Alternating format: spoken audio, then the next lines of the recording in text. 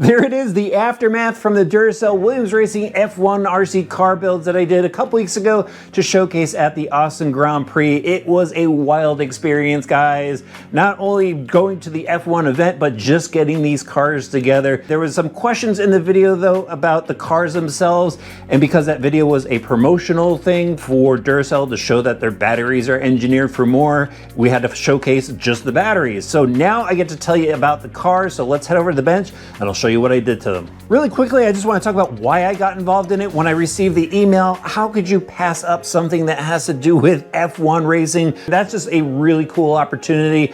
I've been doing RC for so many years and I've done some NASCAR stuff and IndyCar stuff, but when somebody says to you, do you want to be involved with an F1 style event? Like, you just go for it. So I did.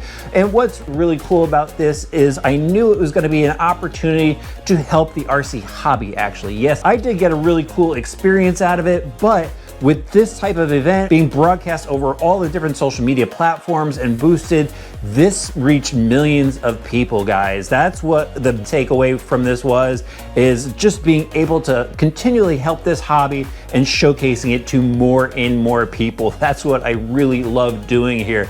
All right, with that out of the way, let's start talking about the cars. They requested 4 cars in total to be built. The cars themselves are Tamiya F104 Pro 2 cars. I've just worked with Tamiya a lot. They make some really great stuff. It was really easy for me to get these cars assembled, and I knew they would just work well wherever we took them. So the Pro 2 has some really nice stuff, as you can see, machined aluminum axle parts, fiberglass chassis plates, even a little carbon fiber in there. Really nice shock setup for the rear damping.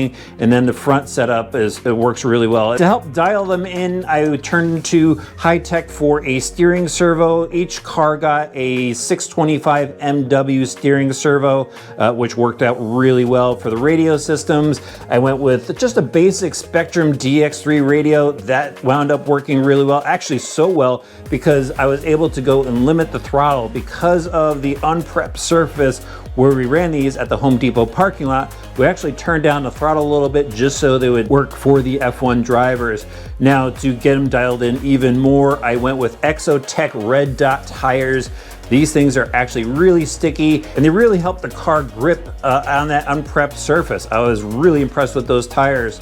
For power, I went with a Hobbywing Just Stock speed controller and a 17.5 motor. The beautiful custom blue paint schemes were done by Bradley Fine Line Designs. And then we need to talk about the Duracell battery integration here, which, you know, had a lot of people questioning how were we going to use them. When we said we were going to power the cars with the Duracell batteries, people thought we were going to power the entire car, and that's what we're used to, just one battery powering the entire car. Well, back in the old days, you know, early days where I started racing, we actually used 4 cell AA holders to go and power the radio system and the servo. So that's what I did to utilize their battery. Powering up the radio itself, we used Duracell batteries in the radios, but to better showcase them in the car, we just narrowed it down to powering the servo and the receiver, which it did, and it did it really well, actually. And the rest of the car was powered by a 2S LiPo battery. I actually had some SMC battery packs for that, and all I did was disconnected the red power wire going to the receiver so it wouldn't be running off the BEC anymore, and just ran it off the 4 cells. And it was really just to help integrate Duracell into the cars. That was the whole objective. And we did it. It worked out well, and we drove the cars all day like that. Beyond rewiring the car, I did have to modify the upper deck in order to fit the 4 cells into the chassis. I had to actually go and rework the front suspension a little bit, move the pivot balls down, move the top plate up, put some spacers under the rear, and then secure the battery pack. I actually put some foam tape down and then secured it with zip ties to just hold it in place so it wouldn't move around while we were driving. In the end, worked out well, and the cars actually handled really awesome. Once the temperature came up on the track, they were pretty much glued with these tires. There's just one turn that was off camber where they would slide out a little bit, but this power combination here between the Just Stock system, the high-tech servo, and the Spectrum radio system this stuff actually worked out well. It was a lot of fun. It was kind of like spec racing. It was so close, and everybody just had an absolute blast. Alex Albon actually wound up signing all the cars, and we gave him one to take home because he had so much fun with it.